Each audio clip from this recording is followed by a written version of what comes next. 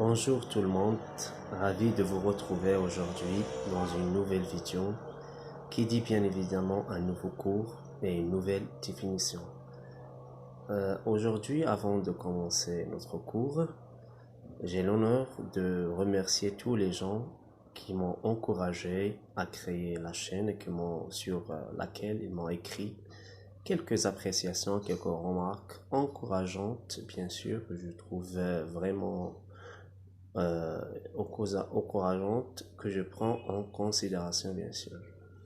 Le cours d'aujourd'hui, comme il est déjà promis, s'adressant aussi bien pour les élèves collégiens que du qualifiant, portant effectivement sur les caractéristiques de texte descriptif.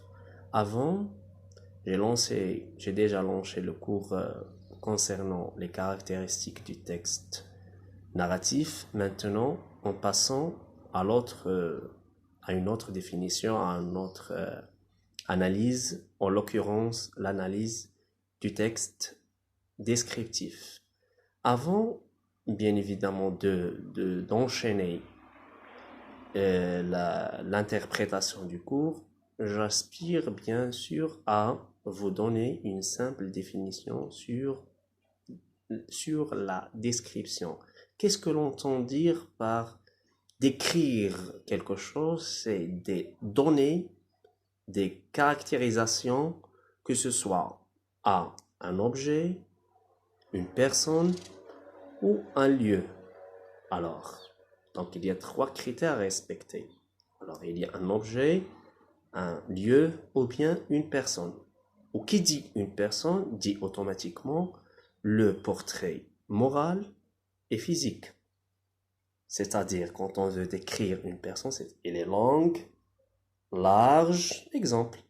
Belle, c'est jamais.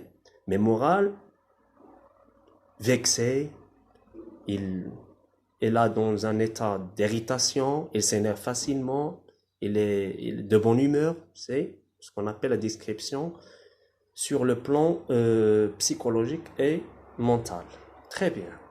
Alors, comment peut-on identifier un texte descriptif?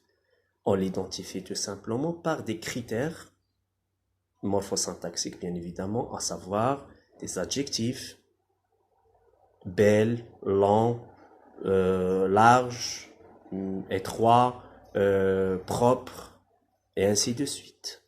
Des adverbes très, peu, beaucoup, et ainsi de suite. Des noms, la comparaison. Par exemple, il est fort comme un Turc. Comme, c'est le type de comparaison ici, ayant pour but, de donner les caractéristiques de ce personnage. Des verbes d'état. Le verbe être qui est un verbe d'état par excellence, passer pour sembler, paraître, et ainsi de suite. Ce personnage, par exemple, paraît heureux. Il semble, par exemple, il semble courageux. Il a l'air content. Il passe pour quelqu'un de sérieux. Donc, on a décrit le personnage tout en employant les verbes d'état. Comme je viens de dire, devenir, passer pour, paraître, sembler, et ainsi de suite. Donc, si on est face à ce genre de texte, c'est automatiquement, on fait appel à la description, un texte descriptif. On recourt à ces procédés linguistiques dont je viens de vous citer.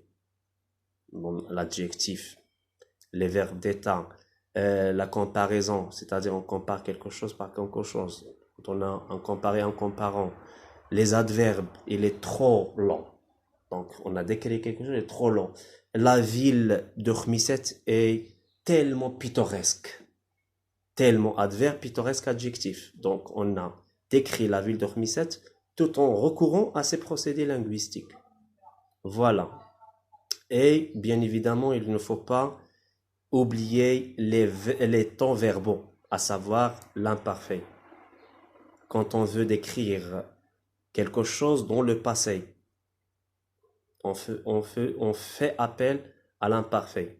Il était heureux, il avait une belle voiture, il paraissait nerveux, il avait, je sais pas, de beaux yeux, et ainsi de suite. Et pour décrire quelque chose, un objet, une personne ou un lieu dans le présent, on fait appel au présent. Voilà. Donc, d'ici là, j'ai l'impression que le cours touche à sa fin. J'espère que vous l'avez bien appréhendé et que le cours vous a été bien utile et, et bénéfique. Permettez-moi de vous dire à très bientôt, à la prochaine vidéo, Inch'Allah, et portez-vous bien et à très bientôt. Merci pour votre attention.